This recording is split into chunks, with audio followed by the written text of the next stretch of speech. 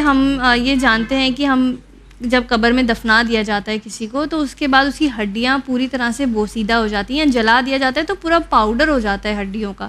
اب اللہ ان سے کس طرح سے حساب لے گا، کس طرح انہیں واپس کس طرح پلٹایا جائے گا؟ کیا قرآن میں اس کا کوئی مثال ملتی ہے، کوئی ذکر ملتا ہے؟ بالکل. یہ انفیکٹ یہ جو سورہ یاسین میں کہا گیا ہے وہ ایک ڈرامیٹیکل سوال تھا جو پروفٹ کے سامنے کیا گیا تھا. ایک شخص آیا اور اس نے ایک بوسیدہ ہڈی کو لے کے یوں چورا بنایا اور ہوا میں اڑا دیا اور کہا کہ اے محمد تم یہ کہتے ہو کہ جو ہے وہ اللہ تعالیٰ ان بوسیدہ ہڈیوں کو، یہ جو پاؤڈر ہو چکے ہیں، چورا چورا ہو چکی ہیں، ان کو ایک دن زندہ کر دے گا؟ کون زندہ کرے گا اور کیسے زندہ کرے گا؟ اب دیکھیے قدرت کیسے جواب دے گی، اللہ کیسے جواب دے گا. دیکھیے وحی الہی اور ریویلیشن کا طریقہ کیسا ہوتا ہے. ایسا جواب دیا جائے جو کم عقل لوگوں کو بھی سمجھ میں آ جائے، پڑھے لکھوں کو بھی سمجھ میں آ جائے اور انسان کنونسڈ ہو جائے. کیا خدا کی کتاب میں یہ پروسیس آ جاتا کہ وہ کیسے پاؤڈر کو جمع کرے گا اور ان کو جو ہے پھر سے وہ کرے گا؟ ایک جواب دیا. کتنا حسین اور خوبصورت جواب ہے، سورہ یاسین میں ہے، اور سورہ یاسین ہی کی یہ آیت بھی ہے کہ کون اس کو جو ہے وہ ان ہڈیوں کو، بوسیدہ ہڈیوں کو کرے گا، زندہ کرے گا، جبکہ یہ پاؤڈر ہو چکی ہیں، بوسیدہ ہو چکی ہیں. تو اس میں پھر کیا جواب ہے؟ پیغمبر نے کیا فرمایا؟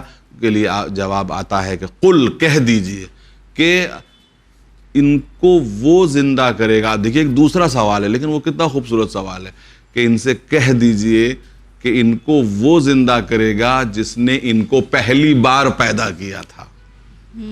پہلے تو تم یہ فیصلہ کرو، یہ جو تم ہڈیوں کو بوسیدہ کر کے ایک ڈرامہ کریٹ کر رہے ہو، تم پہلے یہ فیصلہ کرو کہ جب یہ پہلی دفعہ کچھ نہیں تھا، ہڈی بھی نہیں تھی، ہڈی بھی نہیں تھی.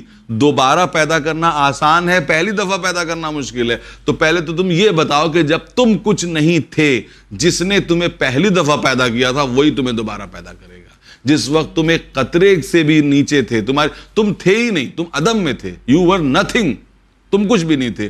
اور جس نے تمہیں پہلی دفعہ پیدا کیا، جس نے تمہیں رحم مادر میں، ماں کے پیٹ میں تمہیں پیدا کیا، جس نے وہاں تمہارے دل میں دھڑکن عطا کی، جس نے وہاں تمہیں نتھنگنس سے تمہیں جو ہے وہ بینگ میں لے آیا، وہ وجود میں لے آیا، وہ دوبارہ تمہیں پیدا نہیں کر سکتا. یہ تو بڑے تعجب کی بات ہے. پھر قدرت نے کئی جگہ پہ آرگومنٹ دیا ہے کہ تم یہ دیکھتے نہیں کہ جب جو ہے پہلے سبزہ تھا، ہرا بھرا تھا، یہاں تک کہ جو ہے وہ سورج چمکا، گرمی پڑی، وہاں پہ دھول اڑنے لگی، کچھ نہیں رہ گیا، ایک چٹیل میدان ہو گیا، اور پھر ایک دم سے ماحول بدلا، بارش جیسے ہی آئی اسی جگہ سے پھر سے سبزہ گرو ہو گیا. ابھی تک کسی نے کوئی بیج نہیں ڈالا، کچھ نہیں ڈالا، لیکن جیسے ہی بارش آئی وہاں سے پھر سے سبزہ گرو کرنے لگا. قدرت پھر کہتی کذالک النشور، ایسے ہی حشر و نشر ہوگا کہ بس جیسے ہی اس کا حکم ہوگا موسم بدل جائے گا اور وہاں سے جو اندر چھپے ہوئے راز ہیں زمین کے وہ سب باہر آ جائیں گے.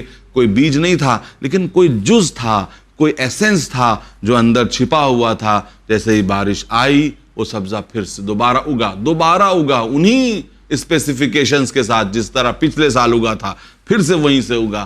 اسی طریقے سے جیسے ہی موسم بدل جائے گا اللہ کے حکم سے، زمین سے میں دفن ہوئے ہوئے لوگ اور چتا میں جلے ہوئے لوگ اور ہر اعتبار سے کیے ہوئے لوگ، جیسا کہ حضرت علی نے نہج البلاغہ میں ڈسکرائب کیا ہے کہ ہر اعتبار سے لوگ آئیں گے لبیک کہتے ہوئے اور وہ کھڑے ہو جائیں گے. جی بہت خوب آگا، جزاک اللہ، بہت ہی خوبصورت جواب.